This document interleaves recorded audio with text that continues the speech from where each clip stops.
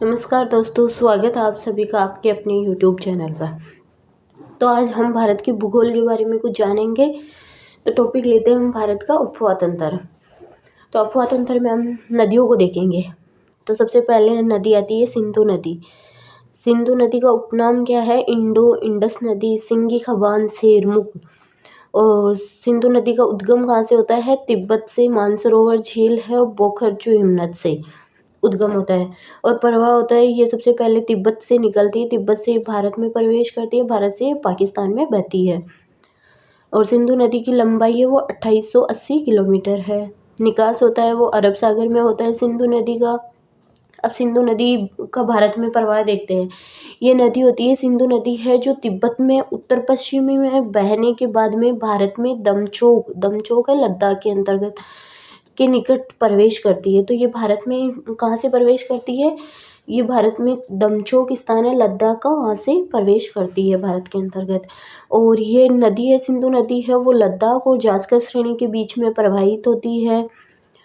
सिंधु नदी है गिलगिट और लद्दाख के बीच मुंजी नामक स्थान पर सबसे बड़ा सिंधु गार्ज का निर्माण करती है। और सिंधु नदी है वो इंडिया में 1114 किलोमीटर बहने के बाद दर्दिस्तान के निकट चिल्लास नामक पाकिस्तान में प्रवेश करती है। ये सबसे पहले तिब्बत में बहती है, तिब्बत में उत्तर पश्चिमी में बहने के बाद में ये भारत में दमचोक लद्दाख के निकट भारत में प्रवेश करती है। और फिर ये भारत से दर्दिस्तान के निकट चिल्लास नामक स्थान है पाकिस्तान में, वहाँ से पाकिस्तान में प्रवेश करती है। और ये सिंधु नदी है वो कराची के निकट अरब सागर में गिर जाती है। फिर अब आती है सिंधु की सहायक नदियाँ। तो सिंधु की सहायक नदियों में कौन कौन सी नदियाँ हैं? ये देखो, शोक है, गिलगिट, कुर्रम, बिबोआ, तोची, गोमल, काबुल, जास्कर, संगर, शिगार को श्रृंगार भी कहते हैं।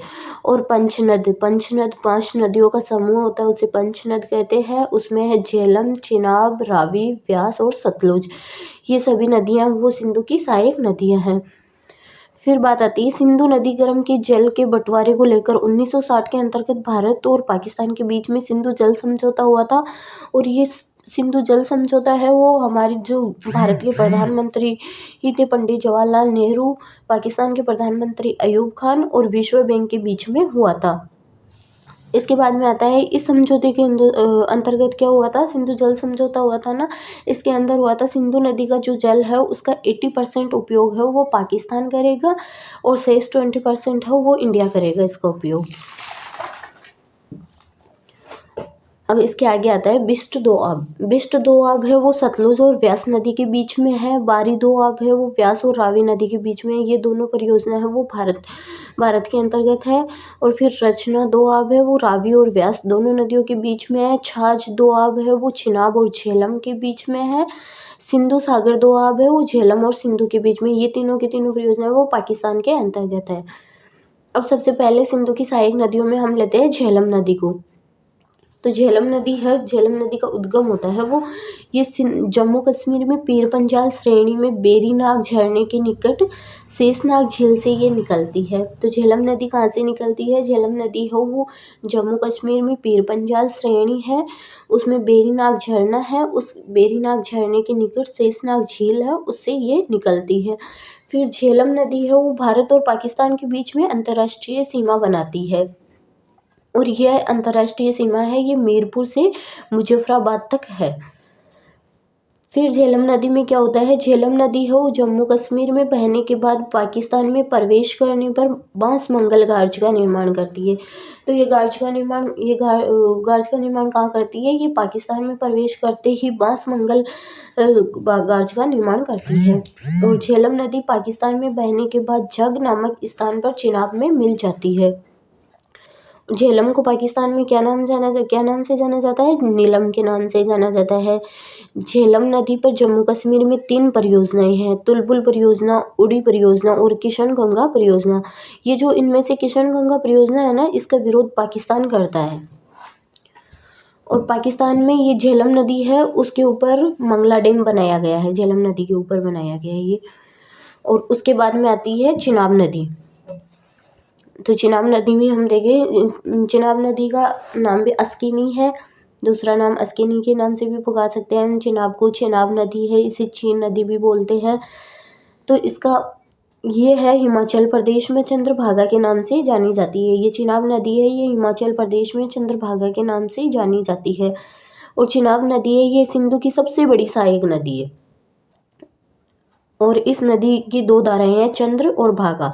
दो धाराएं हैं, कौन सी? चिनाब नदी की दो धाराएं हैं, चंद्र और भागा, और इसे हिमाचल प्रदेश में चंद्रभागा के नाम से जाना जाता है।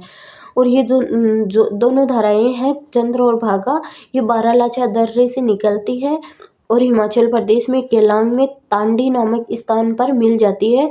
बाद में चिनाब का निर्माण करती है। ये जो दोनों धाराएं हैं, चंद्र और भागा, दोनों मिलकर चिनाब का निर्माण करती है।